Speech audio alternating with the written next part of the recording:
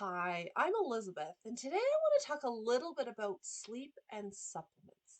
So, a question for you. How many sleep supplements do you think exist out there? I have no idea. There isn't a right answer here, but my guess is thousands.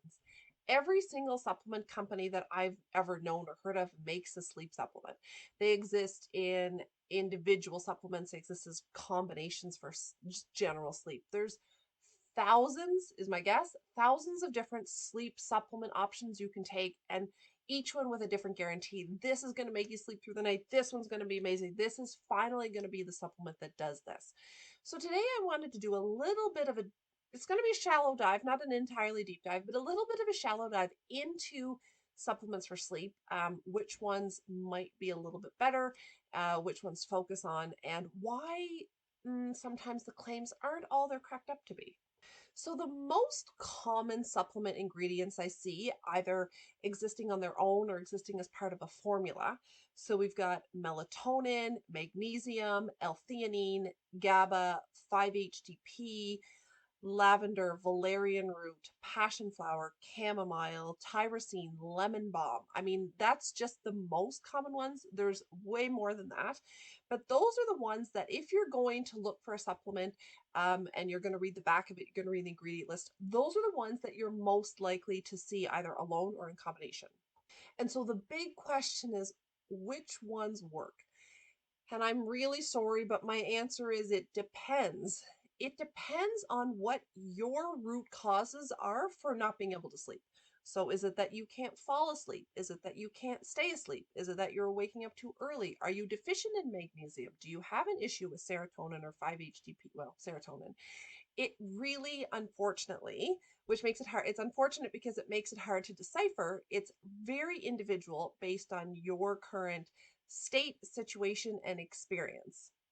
But some of the more common ones I just want to highlight quickly. So, melatonin. I think I know probably hundreds of people who have tried melatonin to help them sleep. Everyone says grab some melatonin, it'll help you right away. The evidence on melatonin is very mixed, but clinically, I've seen melatonin break itself down into three groups. So, about a third of the people who try melatonin find it works great, helps them fall asleep. They wake up in the morning, they feel awesome. Another third of the people who try melatonin don't notice a thing with it.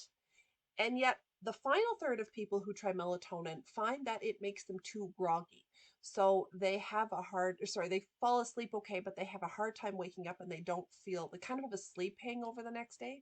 Melatonin tends to not be one of my recommendations, honestly, because because of the clinical things I've seen with it and the research on it isn't great.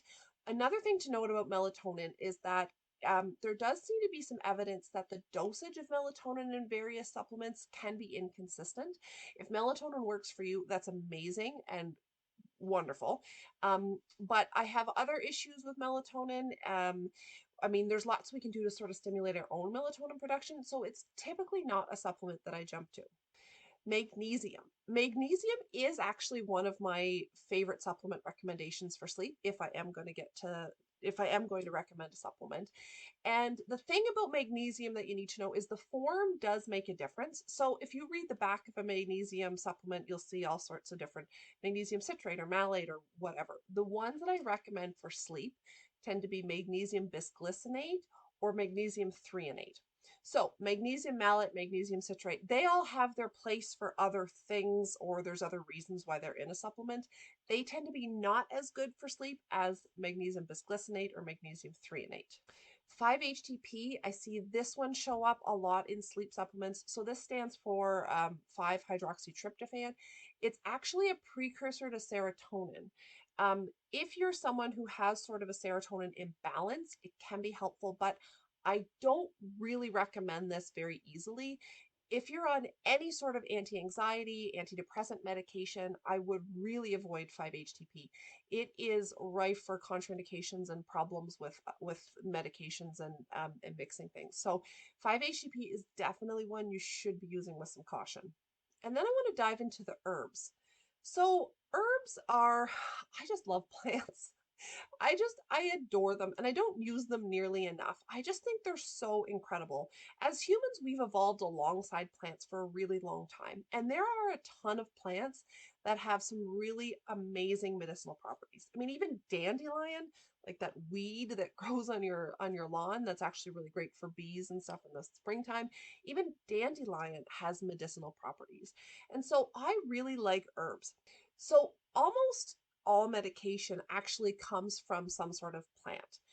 The way that Western medicine does it is that it isolates the active ingredient in an herb or plant, and it isolates it and then it concentrates it. So then you get it in the form of a drug or a capsule or a pill or something where it's concentrated and it makes the active ingredient more effective. And I say active ingredient not because the ingredient isn't active, but because when you look at a full plant or an herb, there's a very synergistic effect with all of the different compounds in it. So just because there is one active ingredient in that plant, there is a whole host of other ingredients that can support the activity of that plant.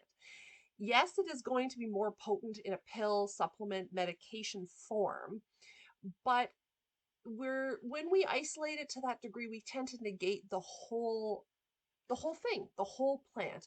And that's why I love using herbs. The other reason that I like herbs a lot is because they're not concentrated, they tend to have a lot fewer side effects if we're using them in their original form. So one of the most common ones would be in a tea. A tincture is a little bit more concentrated. Definitely a supplement or a pill is going to be a bit more concentrated. But a tea or like not that there's not a lot of herbs for sleep that you would just eat, but in that form, they tend to be a lot more mild and also a lot more safe. Now, there are definitely contraindications, but I say this because using teas to help fall asleep. So you can find all sorts of sleepy time teas that have very low risk but might be very beneficial to you. So herbs like valerian root, which actually is pretty stinky, but passion flower, chamomile, lavender, putting those in a tea can be, well, very relaxing from it, the activity of the herb, but also a really great pre-bedtime ritual. And so having a cup of tea or sleepy time tea or bedtime tea before you go to bed at night is not only going to be helpful from like a medicinal standpoint, but the ritual of it can also be as well.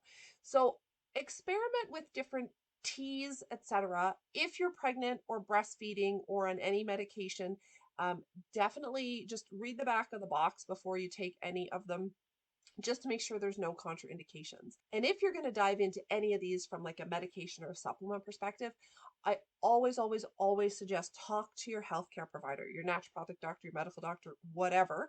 Just make sure you run that by them, especially if you're on any medications or if you have any current conditions or anything that might be a risk factor. You don't want to start anything that might interact or aggravate or make things worse. So just make sure you have a handle on what's going on with you and you talk to your provider before you dive into anything that's a little bit more on the concentrated side. Now, one other big question I want to address is when should I use these supplements? Okay, so we've talked a little bit about this. Again, as I said, this is a very shallow dive, but when should I use them? I want to share a story with you.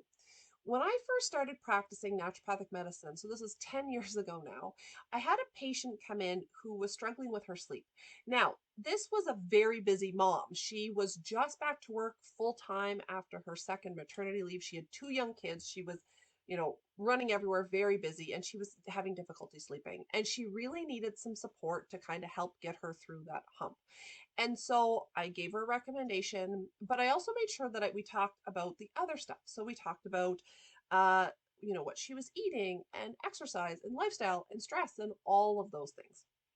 And at the time, she wasn't really ready to address or make changes to any of that lifestyle, that foundational stuff, which I completely understood. She was busy, it was crazy, she was having a hard time keeping up. And so I recommended a supplement, which she took reliably, and it did help her sleep. But the problem was that when she ran out of that supplement, she had to go get another bottle of it and start the cycle again. And I ended up I moved moved my practice, so I didn't follow up with her for the long term. But she has stuck with me ever since that visit 10 years ago, because it was almost like we were using that supplement as a band-aid.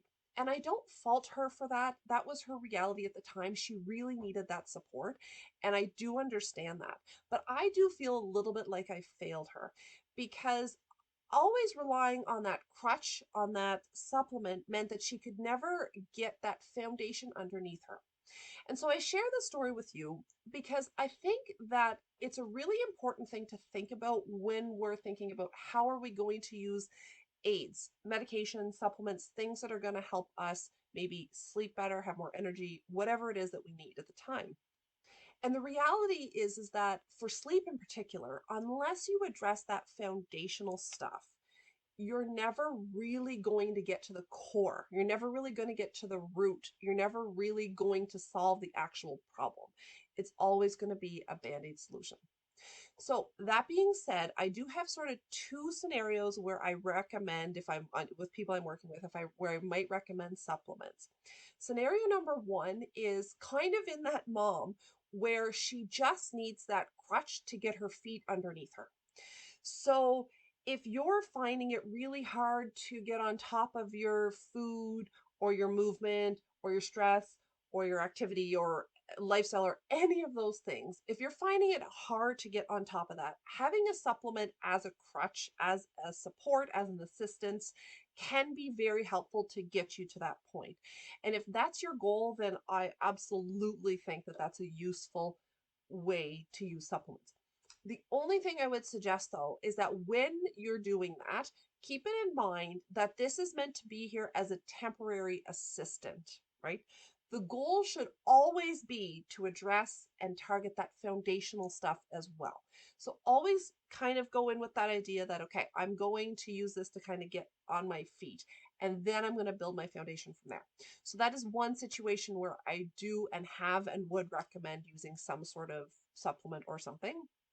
The other situation is if you've done already all that foundational work and you still feel like you're missing something. So if your diet is really great and you're moving every day and your stress is under control, but you're still not sleeping, that's when we can start to play with some of these supplements. And again, finding the right one that works for you is a dance. It's also key because you can try all these ones, and if it's not going to be the right fit for you, you're not going to see the results you want. So again, make sure you're talking to your naturopathic doctor, your medical doctor, a healthcare practitioner to help you find that one that works for you. But if you've already got that foundation built up, a supplement actually might be what you're needing. Magnesium is one that I do go to a lot in this situation because some of us are deficient in magnesium, and magnesium does help us sleep with very little risk and sometimes an incredible reward. So again, that's very individual, but make sure that you always are working on that foundation first and foremost, because that is where you're going to get the most, I'm going to say the most solid return, the most solid, you'll see the most solid results, but also the long lasting results. So the moral of the story is that there are a ton of sleep supplements out there, but finding one that works for you is going to require definitely some experimentation and most likely some assistance. And unless you're building that foundation of lifestyle, of food, of nutrition, of exercise, of stress, of community, of all of those things that I talk about all the time, unless you're building that foundation, you're probably not going to see really incredible results and really long-term results. If you need some help with sleep, I've created an awesome resource that can help you. This is all with the addressing the foundational stuff for sleep. So I'll pop the link in below, and feel free to grab that resource and start implementing some of those things. Because while we do need to be consistent when we're doing that, it generally doesn't take long to see some payback in terms of improving sleep, improving energy when we start to get consistent with these. As always, if you have any questions, throw them below. I'll answer what I can. I hope this was helpful, and don't forget to go grab that resource if you are having some challenges sleeping. I will see you soon.